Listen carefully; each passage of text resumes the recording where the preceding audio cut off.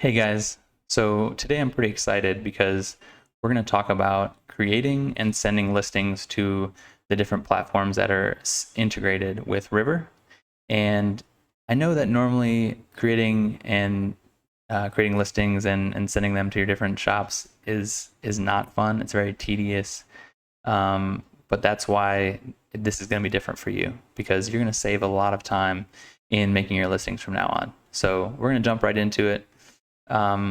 Actually, before we do, we're going to go over to this shops tab because I just want to make sure you know that before you can actually create listings, you'll have to have your shop integrated. We talk a lot about that in the getting started video, so I suggest watching that first. But you just have to click on add shop and then click on one of these integrations. And once you add your credentials, it'll add it like one of these that are already here. And then you'll be ready to get started with creating your new listings. So we're gonna go to the listings tab because we already had 4 shops set up. And here's our list of listings, products, and these will be pulled in, like we say in the getting started video, these will be pulled in automatically for the existing listings in your stores. So then you will just have to sync them. You don't have to sync all of them, just the ones that are connected to current orders. So once again, it suggests getting the getting started video to figure out how to do that. But once you understand that, next you'll be ready to start adding any new listings from now on within just doing it inside of Riverr. And so you're just going to click on this add manual listing button. And here, obviously, you'll see just the information that you need to start adding. This one here, adding your what we call a hero image, and then also any secondary images you can add as well. That second one wouldn't normally be one that we would add, but I just want to show you that you can add multiple images here. And this is the main one that's going to show on the listing page once it's published. So here we already have my cool tee and description. And that. Our printing method is going to be DTG, and we are going to fulfill this. So we'll leave this at self-fulfilled. And then this is, you can either choose print on demand or customized, but once again, this is in a different video. It talks in depth about customization and how to use that. But for this one, this will be a print on demand image. It won't change. So we'll leave that there. We have some tags we can add here.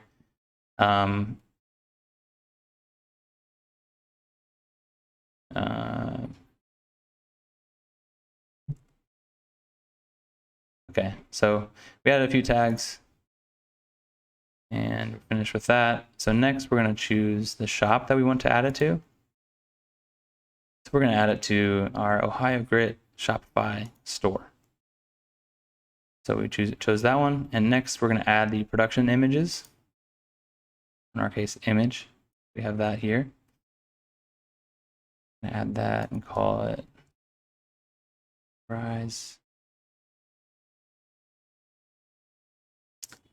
That's added, and obviously you can add more if you'd like. And actually, maybe we will just add this. Obviously, that's not a production image, but we're going to add it just so you can see that.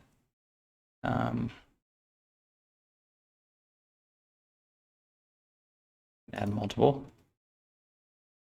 Okay, so we have those two there. And next we have our supplier, and we're going to choose SNS Activewear. We know that that's a 3001.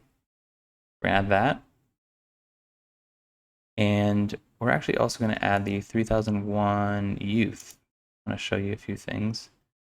Okay, so now it populated with this product that we chose, this blank product from SNS Activewear, and it pulled in all the colors from SNS Activewear as well as the sizes.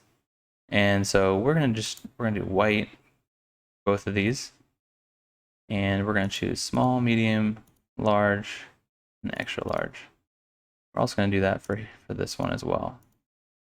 And maybe we'll do red as well. Okay. So now we're gonna add our prices. Make this one 10. Really cheap. Make this one 12. Okay. We had our prices, sizes, colors. Pretty quick and easy. And next down here, you'll notice that it populated all of those variations for us automatically. And it also gave us a SKU.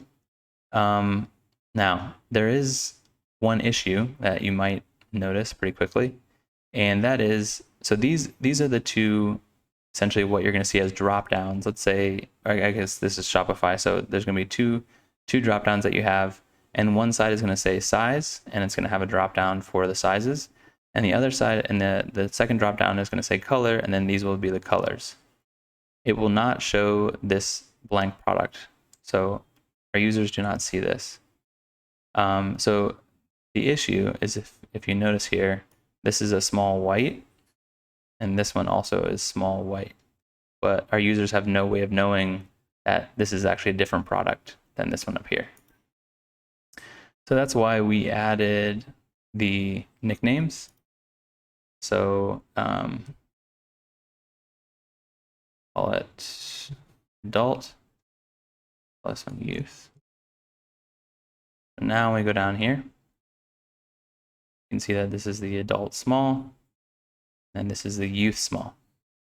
So it creates that distinction of which product it is. And you can also add more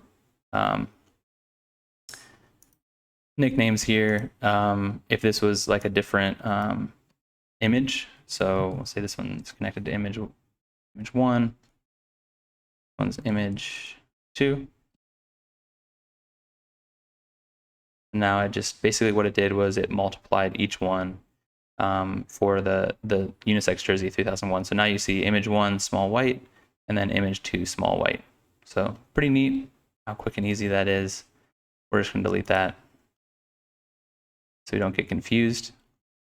Okay, so the next part is there's 2 more things we have to do. We're almost done already. One is the placement, and so we can do a couple things here. If we want all of them to be full front, which in our case we would, we can select it from the global here. But also, let's say we wanted, for some reason, we just wanted the white color to be full front. So right now it filtered out just the white. And so now when I choose this and do full front, it does all full front just for the white. When I go back, you can see that it didn't select the placement for the red. So now then I can go back into red, and I can choose back. So now when we go back to all of them, we'll see that the full front was for the white and the back is for red for our placement. But and then we can do the same thing for a printing image. This one's going to be all the same image, so you can very quickly and easily do that. Okay, so that's it. That's all you need to do, and it's ready to go, and we can send it off to Shopify. But one thing we're going to do before we do that is we're going to save this one as a template. And I think it's pretty obvious why that could be helpful. So there's some things in here that you don't want to do multiple times, like if you want to save specific colors and sizes, or maybe specific tags. So now we're actually going to create this listing.